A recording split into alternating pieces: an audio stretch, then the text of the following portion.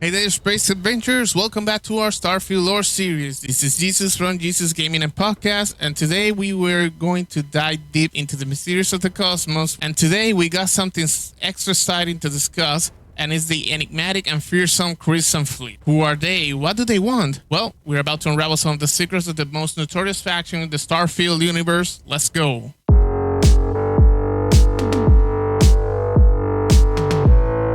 The Crimson Fleet, an ominous and elusive group, has long been a topic of intrigue among the Starfield enthusiasts. For those new to the game, you might be wondering, who are the Crimson Fleet and what's their story? First, they're not just a single organization of any sort or centralized entity. And what Crimson Fleets are is a collection of individuals, pirate captains, all organized under the same banner. For years, the Crimson Fleet was considered a localized problem for the Freestar Collective, but in 2330, the pirates expanded far beyond the Creek system and established a new foothold in Sagan, Cheyenne, Lunara, and Narion. This caused the United Colonies to officially recognize the Crimson Fleet as a growing threat and commit to eliminating them. Members of the Crimson Fleet can be identified by the use of the Jolly Roger, which adopted as an emblem. And it's also said that members can never leave once they have joined, and death is the only way out. But pirate captains who manage to amass enough wealth over their careers can buy their way into retirement. One of the most distinctive features of the Crimson Fleet is the crimson theme symbolism. Their ships are adorned with striking red paints, and their flag bears a menacing skull and crossbones, signifying their ruthless reputation as their way or the highway. But what do they want? The Crimson Fleet's goals are ambitious as they get enigmatic.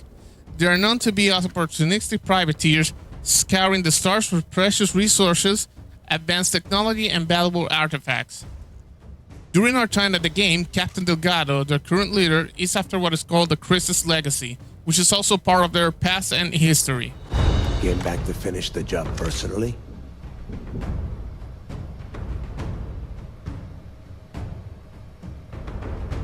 Talk sense into me? You're the one who's lost their mind. What the hell happened to you? You had Crix's legacy in your hands, and you gave it away. For what? For honor? Justice? Yeah? And why the hell does Sistef get to determine what is right and what is wrong? You know, when we were on Suarov, I saw the potential for you to become a badass pirate. One of the best. And now you suddenly expect me to believe I have been fooled the entire time? That this was some kind of elaborate game you have been playing? No. No way. For once in your life, be honest with me. Admit that you were tempted.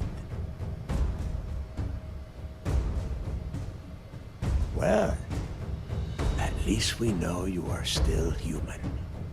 It is obvious that no matter what I say, you have no intention of honoring our pact. You clearly never did.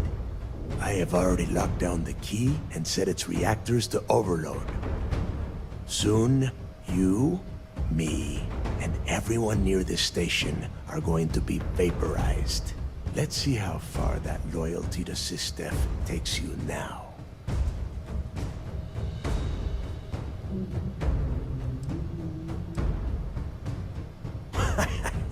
Your arrogance is unbelievable.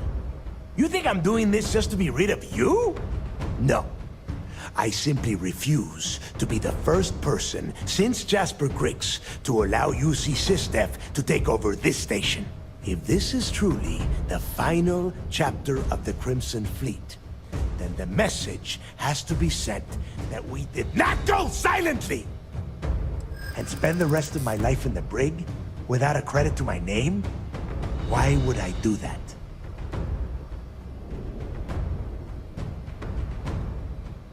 And I suppose you want me to think it ends outside a prison cell and not in. Still, prison door opens, just like any other.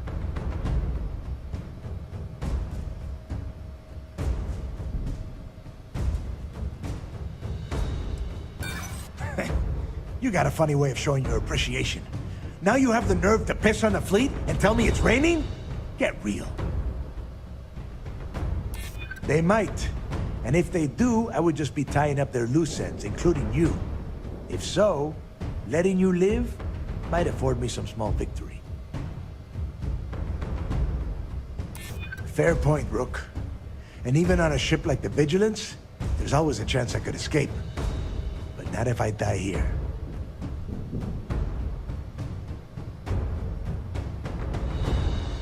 Is that right, Rook? Now you're talking my language.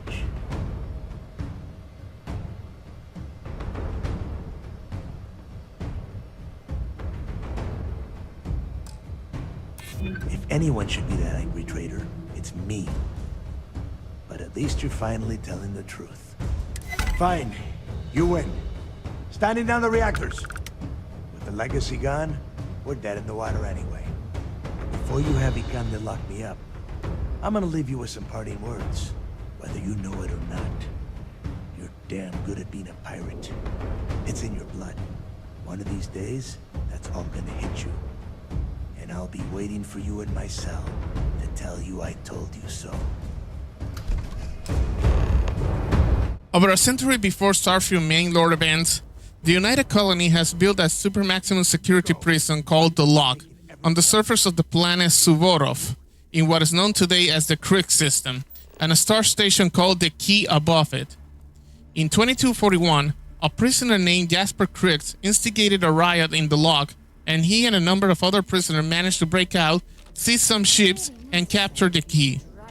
The prisoners began using the Key as a base of operations for pirate raids on United Colony's shipping lane, and the Crimson Fleet was born.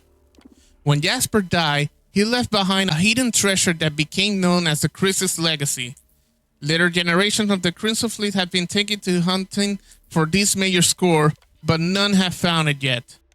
The main crew of the Crimson Fleet includes Alder Kim, Brogan, Delgado, Jasmine Jazz Duran, Austin Rake, Jasper Krieg, Masura the Grim, Neva Mora, Samina Misra, Shinja Voss, Vladimir Sal, and Mathis Callisto. During the course of the game, you will have the chance to cross paths with the Crimson Fleet, and not only as a common enemy, and to avoid more spoilers after this, there will be a time when you actually have to join forces, whether it will be on your own terms or being forced. The Crimson Fleet is a complex faction in the Starfield universe, often seen as both heroes and villains, depending on who you ask.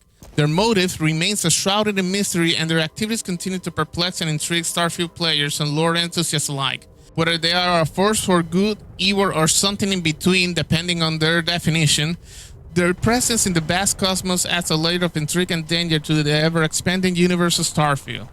As always, thanks for joining us on this journey through the cosmos. If you enjoyed this video, please be sure to hit that like button and subscribe for more Starfield lore content. And remember, in this space, there are always more secrets to uncover. Until next time, this was Jesus from Jesus Gaming and Podcast. Safe travel among the stars, health, and success.